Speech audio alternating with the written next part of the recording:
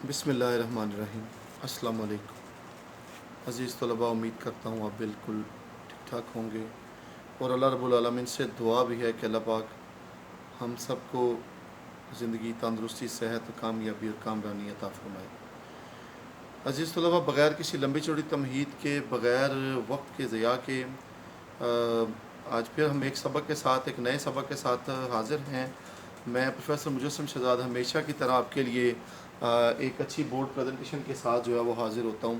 تو عزیز طلباء، آپ تمام بچے جو ہیں وہ اپنے اپنے اپنی کتابیں کھول لیجئے اور ذہنی طور پر بالکل تیار ہو جائیں۔ آج ہم پڑھنے جا رہے ہیں ایک انتہائی دلچسپ سبق جس کا عنوان ہے ہوائی، جو کہ جس کے رائٹر کا نام ہے بیگم اختر ریاض الدین۔ وہ میں نے اوپر لکھ دیا ہے۔ بیگم اختر ریاض الدین اس سبق کی مصنفہ ہیں۔ تو ہم پہلے ذرا بیگم صاحبہ کے متعلق میں تھوڑا سا کچھ پڑھ لیں تاکہ ہمیں مزید آسانی ہو جائے، کہ چونکہ ہمیں اس میں رائٹر کی جو ذاتی زندگی ہے اس حوالے سے تھوڑی سی آگاہی مل جائے گی، پھر ہمارا جو ہے سبق جو ہے وہ ہمارے لیے پڑھنا سمجھنا آسان ہو جائے گا۔ تو عزیز طلباء، آج ہمارا جو سبق زیر بحث ہے SOS کے مطابق ہمارا لیکچر نمبر 74 ہے، یعنی 74 نمبر ہے۔ تو ہم اس کے مطابق آج ہم اپنے سبق کو دیکھنے لگے ہیں۔ تو عزیز طلباء، پہلے میں ذرا تھوڑا سا مصنفہ کا تعارف پڑھ دوں۔ مصنفہ بیگم اختر ریاض الدین اردو سفر نامہ کی ایک نئی طرز کی موجد ہیں۔ ایک مدت تک درس و تدریس ان کا مشغلہ رہا۔ ان کی شادی ایک اعلیٰ سرکاری افسر سے ہوئی جو وفاقی سیکرٹری اور رومانیہ میں سفیر تھے۔ ملازمتی ذمہ داریوں کے سلسلے میں انہیں کبھی کبھار بیرون ملک سفر کرنا پڑتا تو ان کی بیگم بھی ان کے ہمراہ سفر پر جاتی۔ آپ لکھنے لکھانے کا فطری ذوق رکھتی تھیں۔ سیدنا جی، تحریر کرنا یعنی نثری انداز میں تحریر ان کی طبع کا ایک اہم خاصہ تھا۔ چنانچہ وہ اپنے مختلف سفروں کے حالات کو قلم بند کرتی رہیں۔ ان کا مشاہدہ اچھا تھا اور اسلوب بیان بھی دلچسپ، چنانچہ ان کی سیاحتی تحریری خاصی مقبول ہوتیں۔ انہوں نے یکے بعد دیگرے 2 کتابیں شائع کیں۔ 7 سمندر پار، دھنک پر قدم۔ دھنک پر قدم پر ان کو آدم جی ایوارڈ بھی مل چکا ہے۔ ان کے دونوں سفر ناموں میں مشرق اور مغرب کے مختلف ملکوں کی معاشرت اور تہذیب کے متعلق اتنی متفرع باتیں ملتی ہیں کہ آدمی گھر بیٹھے دنیا کے ان مختلف ملکوں کی سیر کر لیتا ہے۔ یعنی اتنی زیادہ ذہنی جو سیر و تفریح ہے، یہ آپ کی تصنیف کا باقاعدہ حصہ رہتی ہیں، کہ ذہنی طور پہ ایک عظیم قسم کی پروان ہے جو کہ میڈم بیگم اختر ریاض الدین کے تصانیف کے اندر ہمیں مل جاتی ہیں۔ جی تو عزیز طلباء، اس جو سبق جو ابھی ہم پڑھنے جا رہے ہیں اس کا تعارف سن لیں ذرا۔ یہ سبق بیگم اختر ریاض الدین صاحبہ کے سفر نامہ دھنک پر قدم سے لیا گیا ہے۔ سفر نامہ ایسی تحریر کو کہتے ہیں جس میں کسی سفر کی روداد ہلکے پھلکے انداز میں بیان کی گئی ہو۔ بیگم اختر ریاض الدین کا شمار اردو کے جدید سفر نامہ نگاروں میں ہوتا ہے۔ وہ انگریزی کی استاد تھیں۔ انہیں اپنے میاں کے ساتھ بہت سے ملکوں کی سیاحت کا یعنی سیر و تفریح کا موقع ملا، جو سرکاری ملازم تھے۔ انہی سیاسی سیاحتوں کا احوال ان کے پہلے سفر نامے دھنک پر قدم میں ہوا۔ اس کے 7 باب ہیں جو Tokyo, new York, Paris, London, Mexico, Hong Kong اور ہوائی کے سفروں پر مشتمل ہے۔ زیر بحث سبق ہوائی والے باب سے لیا گیا ہے۔ ہوائی امریکہ کی ایک ریاست ہے، یہ اوپر توضیحات میں لکھا ہے۔ ہوائی امریکہ کی ایک ریاست ہے اور دنیا میں اپنے پھولوں، قدرتی حسن اور یونیورسٹیوں کی وجہ سے مشہور ہے۔ اس پر جو ہے نا بیگم اختر ریاض الدین صاحبہ نے طب آزمائی کی ہے، جس پر ابھی ہم بات کرنے جا رہے ہیں۔ جی تو عزیز طلبہ، ہم نے مصنفہ کا جو طرز تحریر ہے، جو ان کا ذاتی ذہنی اسلوب ہے، اس پر ابھی ہم نے کچھ تھوڑی سی روشنی ڈالی اور وہ ہم نے کچھ حاصل بھی کیا وہاں سے۔ تو عزیز طلبہ، ہمیں اس بات کا اندازہ اگر ہو جائے کہ مصنفہ جو ہے نظریاتی طور پہ یا شخصی لحاظ سے اس طبع کی مالک تھیں، تو پھر ہمیں ان کی تحریر کو پڑھ کر سمجھنے میں بھی آسانی ہو جاتی ہے۔ جی تو ابھی ہم سبق کی جو تحریر ہے اس کو پڑھنے کے لیے آگے بڑھنے لگے ہیں۔ اس سے پہلے میں یہ بتاتا چلوں کہ بیگم اختر ریاض الدین صاحبہ کو جب ہم یہ جو سفر نامہ ہے ان کا، یہ اردو اصناف کے اندر، ادبی اصناف کے اندر سفر نامہ ایک بڑی اہمیت رکھتا ہے، کہ جب بھی لوگ دور دراز کے بڑے سفروں مطلب اسفار پر نکلتے تھے تو لوگ اپنے ساتھ جو ہے وہ تحریر کا بھی سامان بھی ساتھ لے کے جاتے تھے، تاکہ ہر طرح کے حالات کی تصاویر کو، ان کی نقش نگاری کو جو ہے اپنے قلم کے ذریعے سے اس کی عکس بندی کی جائے اور بعد میں اس تحریر کو پڑھ کر سنایا جائے، تو دنیا اس سفر کے مناظر کو تحریر کے اندر محسوس کرے۔ جی تو عزیز طلباء، امید کرتا ہوں کہ آپ کو یہ جو سبق ہے اس کا آغاز جو ہے وہ بالکل باقاعدگی کے ساتھ سمجھ آ چکا ہے، اور یہ بات بڑی اہم کرتا چلوں، بورڈ کے اندر اس سبق کا جو خلاصہ ہے وہ بڑا مانا جاتا ہے، تو ہمیں اس بات کا اندازہ ہے کہ خلاصہ جو ہے وہ ایک سبق کا تیسرا حصہ ہم کر لیتے ہیں، اس کو 3 پہ ڈیوائیڈ کر لیتے ہیں، 3 پہ تقسیم کرنے کے بعد جو حصہ ہمارے پاس بچتا ہے ہم اس کے مطابق پورے سبق کو بیان اگر کر دیتے ہیں اور اپنی تحریر میں اپنے الفاظ میں جو کہ درسی کتاب سے پڑھ کر معاونت حاصل کر کے اپنی ذہنی جو ہمارے پاس الفاظ کی جنگ ہے وہ ہم اگر لڑ دیتے ہیں، اور وہ الفاظ جو اپنے ذہن کے مطابق ہم ان کو پرو لیتے ہیں اور پورے سبق کا نقشہ کھینچ دیتے ہیں، تو اس کا مطلب یہ ہے کہ ہم نے اس سبق کا خلاصہ اپنے الفاظ میں اپنی تحریر کے اندر اس کو لکھ لیا ہے۔ تو عزیز طلباء، یہ جو میں بات کرنے لگا تھا بیگم اختر عز الدین کا جو سبق ہے، یہ سفر نامہ تو ہے، یہ سیاق السباق کی جب تشریح یا توضیح جب بیان کی جاتی ہے اس میں بھی یہ بڑا اہم سبق ہے، سوال نمبر 3 کے اندر، اور سوال نمبر 4 میں جب ہم نثری سبق کا خلاصہ لکھتے ہیں تو وہاں پر بھی یہ سوال بہت اہم ہے، یعنی اپنی اہمیت کا حامل ہے۔ یہ ہر سال تقریباً اگر آپ اپ ٹو ڈیٹ سے دیکھیں تو ہر سال پنجاب کے جتنے بورڈز ہیں، فیصل آباد بورڈ ہے، سرگودا بورڈ ہے، گجرانوالہ بورڈ ہے، لاہور بورڈ ہے، راول پنڈی بورڈ ہے، ایون کہ جو میرپور خاص بورڈ ہے، اگر ان تمام بورڈز کے آپ جو سوال نامے ہیں ان کو دیکھیں، اس میں صبح کا وقت جو ہے اس میں آنے والا سوال نامہ اور جو دوسرے ٹائم پہ آنے والا ہے، وہ ان تمام کی اپڈیٹس آپ اپ ٹو ڈیٹ سے چیک کیجئے تو آپ اس نتیجے پہ پہنچیں گے تقریباً ہر سال کسی نہ کسی ٹائم کے اندر یہ والا سوال جو ہے وہ لازماً اس میں سے لیا جاتا ہے، یا سفر نامہ میں سے سیاق السباق کے لیے پیراگراف چن لیا جاتا ہے، یا سوال نمبر 4 میں اس کا خلاصہ رکھ دیا جاتا ہے، تو یہ اس لحاظ سے بڑا اہمیت کا حامل ہے۔ تو عزیز طلباء، ابھی ہم وقت کے ساتھ ساتھ چلتے چلے جائیں گے۔ یہ ذرا الفاظ کے معنی تو آپ کے سامنے ہی ہیں، یہ میں نے سارے کے سارے لکھ دیے ہیں، اور کچھ بعض جگہوں پہ یہ لفظ مہا گرو ریفلیکشن ہو رہی ہے، مہا گرو بڑا بزرگ کو کہتے ہیں، توسل وسیلہ ڈھونڈنا کو کہتے ہیں، گر ہستن سلیقہ شار عورت کو کہتے ہیں، چاشنی کا چسکا کسی چیز کا عادی ہونا، معیار مقررہ وقت، میاد لفظ ہے، میاد، یہ میں نے ری لگا دی یہاں پہ، یہ دال ہے، میاد، یہ لفظ میاد ہے، میاد مقررہ وقت کو کہتے ہیں، عرضی قربت زمینی رشتہ، تنوع یا متنوع مختلف ہونا، یعنی قسم کا الگ الگ ہونا، دل پذیر مرغوب، یہ الفاظ کے معنی جو کہ ریفلیکشن کی وجہ سے آپ کو نظر نہیں آ رہے ہوں گے، مگر یہ میں نے آپ کو بول کر سنا دیے تاکہ آپ کو جب بھی یہ لفظ آئیں گے، یہ میں نے پورے سبق سے چنے ہیں اور وہ میں نے یہاں پہ بورڈ پہ لکھ دیے ہیں۔ جی تو عزیز طلباء، ابھی ہم ذرا ادھر دیکھنے لگے ہیں۔ جی یہ ہوائی کیا چیز ہے، ذرا یہ اس پر ہم غور کر لیتے ہیں تاکہ یہ جو ہیں اس کے جو توضیحات ہیں ان کے بارے میں ہمیں صحیح طرح سے سبق کا پتہ چل سکے، ہم بآسانی اس کو لے سکتے ہیں۔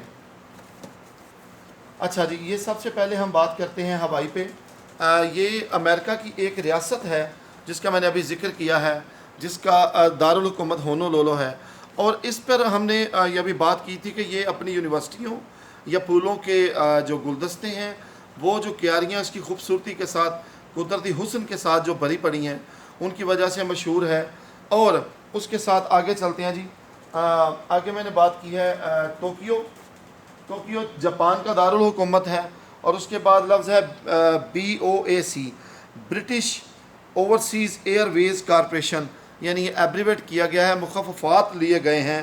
برطانیہ کی ایک مشہور ہوائی کمپنی ہے جہاں سے جو ہے نا وہ جو ہے نا ہوائی سفر جو ہے نا وہ کرنے کے لیے سہولیات میسر آتی ہیں۔ اس کے بعد بحر الکاہل کی بات آئی ہے، یہ دنیا کا بہت بڑا پرسکون سمندر ہے، جس کے اصطلاح میں جب بات کرتے ہیں تو ہم اس کو امریکہ کی طرف، یعنی امریکہ کی طرف اشارہ کرتے ہیں کہ بحر اوقیانوس جو ہے نا بحر الکاہل جو ہے، ہم اس کا جب ذکر کرتے ہیں تو ہم یقیناً جو ہے نا وہ ہم امریکہ کا حوالہ دے کر اس کا ذکر کرتے ہیں۔ جنرل شیخ جاپان میں پاکستان کے سفیر رہے ہیں۔ اس کے بعد باری آ جاتی ہے ہانگ کانگ۔ ہانگ کانگ کیا چیز ہے؟ ہانگ کانگ یہ شہر 26 से इस नाम से पुकारा जा रहा है। चीन के ज़ेर इंतज़ाम है और मौजूदा आबादी इसकी 7 मिलियन है। रकबा इसका 1107 मरबा किलोमीटर है और सरकारी ज़ुबान चीनी है। यानी इसका मतलब ये है कि ये इसका इस इलाके का ताल्लुक़ जो है वो चाइना के साथ है। ईस्ट वेस्ट सेंटर ये एक ऐसा सकाफ़ती और तलीमी मरकज़ है जो कि हवाई के दारुल हुकूमत होनोलुलु में मौजूद है। यहाँ स्टूडेंट्स पढ़ने के लिए नहीं जाते बल्कि वहाँ पढ़ी हुई कुतुब से तालीम हासिल करके, स्टडी करके, मुताला करके फिर ये अपने हाथों से मुकाला लिखते हैं, थीसिस लिखते हैं, यानी अपना जो है ना वो लिखने का तहरीरी काम करते हैं। फिर अगर ये इनका इतना ज़्यादा मेयारी रिसर्च वर्क यानी तहकीक इनकी इतनी ज़्यादा मेयारी हो जाए, उसके बाद फिर उस इलाके की यानी वो जो सेंटर जिस गवर्नमेंट के ज़ेर एहतमाम चलता है, फिर वो गवर्नमेंट इसको जो है वो दोबारा से रीअरेंज करवा के इसको सरकारी सतह पर जो है वो शाया कर देती है। तो इस इदारे को जो है वो ईस्ट वेस्ट सेंटर कहते हैं। अब मैंने आपको वो तौज़ीहात से जो है ना वो आगाही दिला दी है जिसको हम बासानी अब जो है वो मतलब पढ़ सकेंगे, बड़ा ज़्यादा मुश्किल नहीं होगा। अब पूरे का पूरे सबक का समझ लें, मैंने आपके सामने जो लुब्बे लुबाब है, निचोड़ मैंने आपके सामने रख दी है। अब सिर्फ और सिर्फ अल्फाज को पढ़ने की जहमत हम करेंगे और अल्फाज पढ़ने पर जो है वो हमारा सबक मुकम्मल हो जाएगा। जी तो अज़ीज़ तलबा, आप तमाम बच्चे जो हैं वो अपनी अपनी आखिर पे फ़िजी के जज़ायर, न्यूज़ीलैंड के करीब एक मजमुआ है आयरलैंड्स का यानी जज़ायर का, जिसको फ़िजी के जज़ायर कहा गया है। जी तो अज़ीज़ तलबा, सब पेज नंबर 47 सफ़ा नंबर 47 दरसी किताब के ऊपर आप खोल लें। हम इस सफ़ा के मुताबिक जो है वो हम अभी तहरीर को पढ़ेंगे। तो ये अभी हम अदब के जो असनाफ़ हैं उसके मुताबिक जिसको पढ़ने जा रहे हैं वो है सफ़रनामा। बेगम अख्तर रियाज़ुद्दीन इसकी जो है मुसन्निफ़ा हैं। तो अभी हम इसका आगाज़ करने लगे हैं। जी, दुनिया के हसीन सफ़र हमेशा मुझ पर मुसल्लत रहे हैं। मुसल्लत यानी गालब रहे हैं। अल्फाज के मायने साथ साथ आपको मिलते चले जाएंगे। और एक और सही, कुछ इतने लंबे हवाई सफ़र का डर कुछ एक साहिबा ने डराया कि टोक्यो से होनोलुलु तक नीचे बहरुल काहल होता है। टोक्यो से यानी जापान का दारुल हुकूमत है, वहाँ से लेकर हवाई के दारुल हुकूमत तक नीचे बहरुल काहल यानी समंदर है। बड़ा खौफनाक मंजर है। नीचे समंदर है और ऊपर खुदा। कहीं ज़मीन का टुकड़ा सा, ज़मीन का ज़रा सा टुकड़ा भी ढारस के लिए यानी तसल्ली और तशफ़ी के लिए, सपोर्ट के लिए नज़र नहीं आता, दिखाई नहीं देता। और मामूल के मुताबिक अगर तूफ़ान आ जाए तो फिर अल अमान यानी अल्लाह की अमान, सफ़र अल्लाह अल्लाह करते गुजरता है। मैंने अल्फाज के मैंने यहाँ नोट किए हुए हैं, आप यहाँ से मुलाहिज़ा कर सकते हैं। पेट में होल उठते हैं, लेकिन मेरे मियाँ तो 3 महीने पहले जा चुके थे, इसलिए मुराजात नामुमकिन थी। मुराजात यानी वापसी, ये अल्फाज के मायने। ओखली में सर दिया तो उन दमकों से क्या डरना। ओखली ये मैंने लिखा है, लकड़ी का एक बर्तन है जिसमें धान को कूटते हैं। धान किसको कहते हैं? मुंजी को कहते हैं। तो आपको पता लग गया है, यानी किसी एक मुश्किल को जो है वो अपने सर पे डाल लेना। बोरिया बिस्तर बांधा, बोरिया बिस्तर बांधने का क्या मतलब है? कूच करना जो है ना वो, ये मैंने लिखा बोरिया बिस्तर बांधना, कूच करना। बिस्तर तो होता ही नहीं, ये मुहावरे की बात है। घर समेट कर एक गिराज में बंद किया, घर समेटने में अब ताक हो गई हूँ। ताक से क्या मुराद है? ये माहिर हो जाना, माहिर हो गई हूँ। इस तरह पल भर में इसकी गठरी बांधकर अलग करती हूँ कि गोया कभी था ही नहीं। सबसे छोटी बेटी जो अब कॉलेज के पहले साल में थी, कॉलेज का पहला साल कौन सा होता है? फर्स्ट ईयर, 11वीं को कहते हैं। 7 होली यानी वो भी मेरे साथ तैयार हो गई। बड़ी 2 लड़कियों के BA के इम्तिहान थे, उनको 2.5 महीने बाद आना था। कराची पहुंचकर BOAC का टिकट बुक कराया। ब्रिटिश ओवरसीज़ एयरवेज़ कॉरपोरेशन, जिसका मुखफ़फ़ है। और यकीनन मैंने यहाँ पर आपको बताया भी है, मैं रिपीट करता हूँ, ये था ब्रिटिश ओवरसीज़ एयरवेज़ कॉरपोरेशन, जिसका ये मुखफ़फ़ है। उसका टिकट बुक कराया। उस गरीब एयरलाइन से अगर जाना हो तो 24 घंटे की गुंजाइश रखनी चाहिए। अगर 24 को जाना हो तो 25 की सीट बुक करवाओ, क्योंकि वो 1440 मिनट से कम लेट होना कसर शान यानी अपनी इज़्ज़त के मुताबिक यानी बेइज़्ज़ती समझती है। मैंने यहाँ इसका मायने भी लिखा है, इज़्ज़त के ख़िलाफ़ यानी बेइज़्ज़ती समझती है। اچھا جی آگے چلتے ہیں لیکن میں پھر بھی ہمیشہ اس ہوائی کمپنی کو چنتی ہوں کیونکہ اس کی نشست آرام دہ ہوتی ہے اور عملہ تمیز دار۔ تو خیر ہم نے پہلی ٹھیکی کلکتہ میں لگائی۔ ٹھیکی کا کیا مطلب ہے؟ پہلا سٹے وہاں کیا۔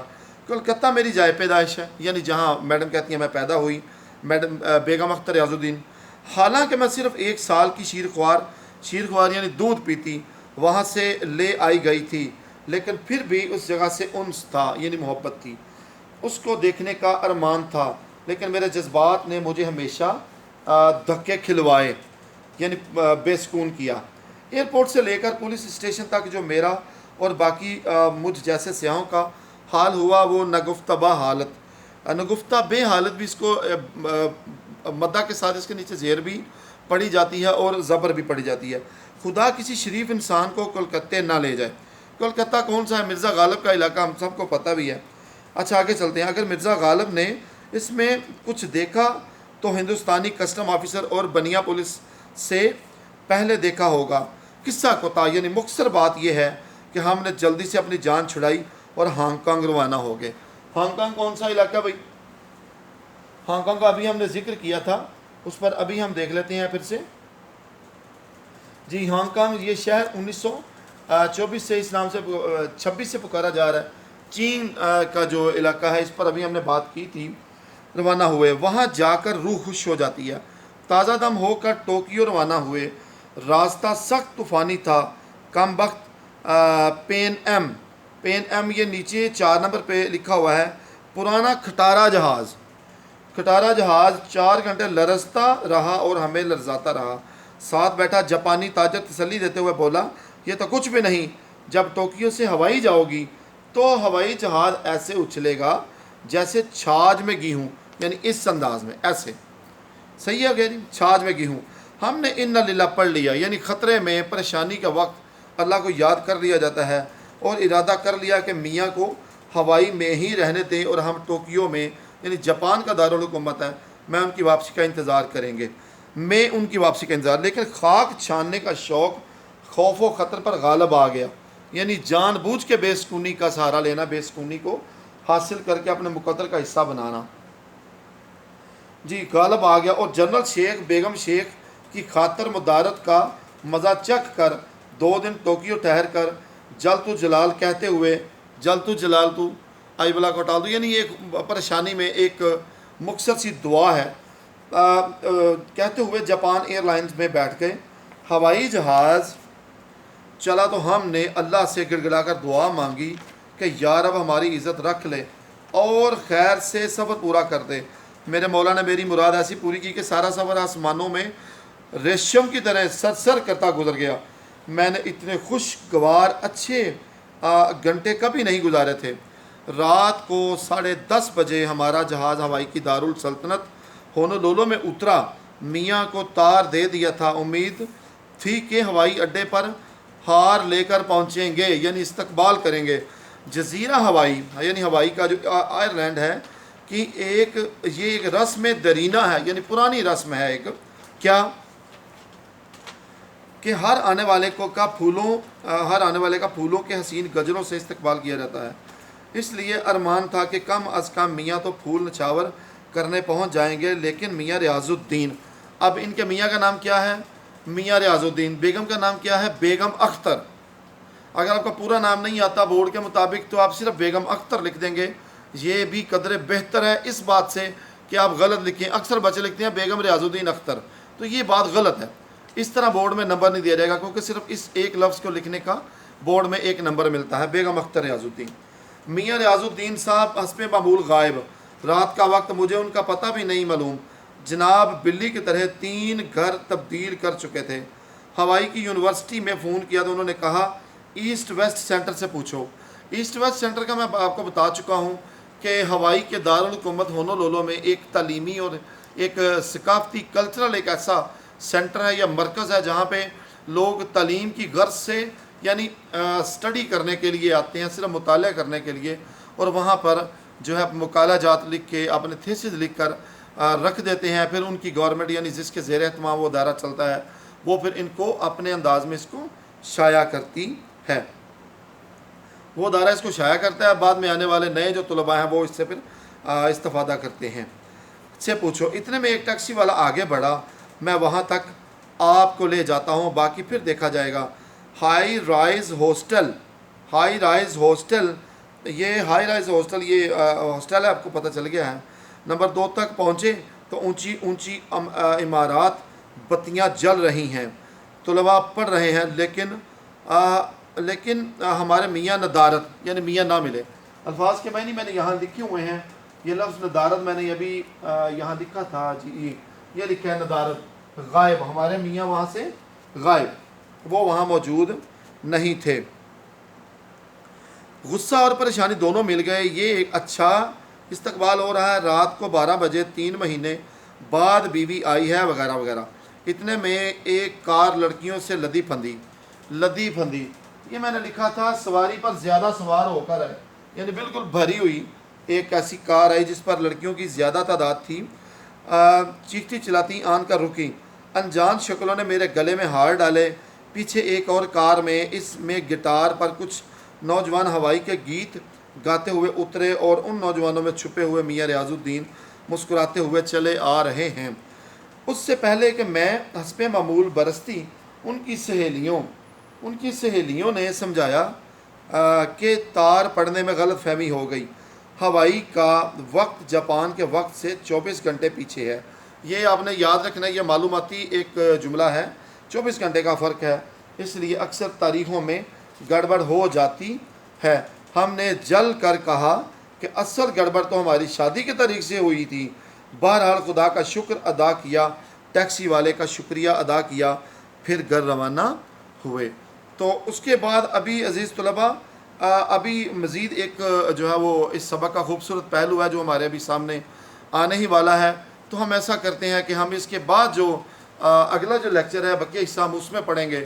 تو امید کرتا ہوں کہ یہاں تک ہم نے بڑی ہی خوبصورتی کے ساتھ، آسانی کے ساتھ جو ہے وہ اس سبق کو سمجھ بھی لیا ہے، پڑھ بھی لیا ہے، اور اگر مزید کوئی اس میں کوئی ابہام یا کوئی مشکل آئے پیش تو جب بھی ہم آپ کو یہ بالمشافہ براہ راست جب آپ کو پڑھائیں گے تو آپ یقیناً جو ہے وہ ہمارے سے یہ سوال کر لیجئے گا کہ آپ کو فلاں چیز کی سمجھ نہیں آئی۔